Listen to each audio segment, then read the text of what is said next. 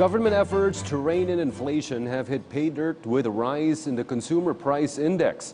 It was at its lowest in September last year and from January this year in the post-train period when the first tranche or batch of duties on fuel and sweetened beverages were hiked. Food was the main driver for the inflation slowdown this June as rice prices fell considerably in May. PTV correspondent Naomi Tiburcio with more details in this report. There were no major price increases among Josie's vegetable produce last month. However, what stares at her that she has to face in the coming months is weak sales. Medyo matumal kasi walang perang tao. Nasasaktan yun matumal kasi gawa ng maraming gastusin ang mga magulang natin. Pasukan. Pasukan.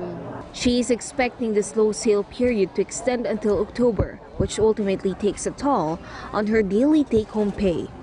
Minsan mayroon, minsan wala.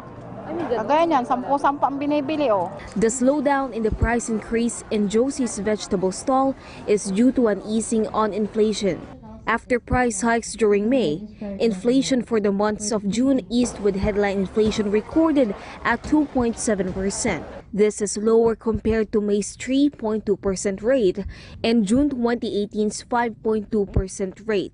This means a 3.4% year-to-date inflation rate according to the Philippine Statistics Authority or PSA. The rate sits well within Bangko Sentral ng Pilipinas' 2.2 to 3% target inflation.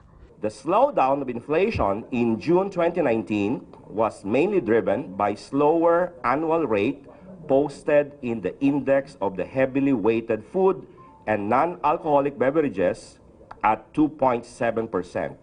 Easing in prices of food groups such as rice, corn, meat, fish, vegetable and sugar help with the inflation outtake. The implementation of rice tariffication law may be behind the decline in rice prices according to PSA. Meanwhile, education costs decreased along with the implementation of free tuition program.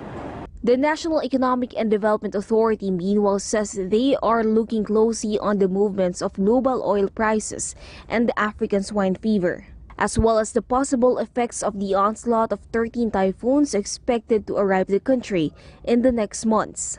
Naomi Tiburcio for The Nation.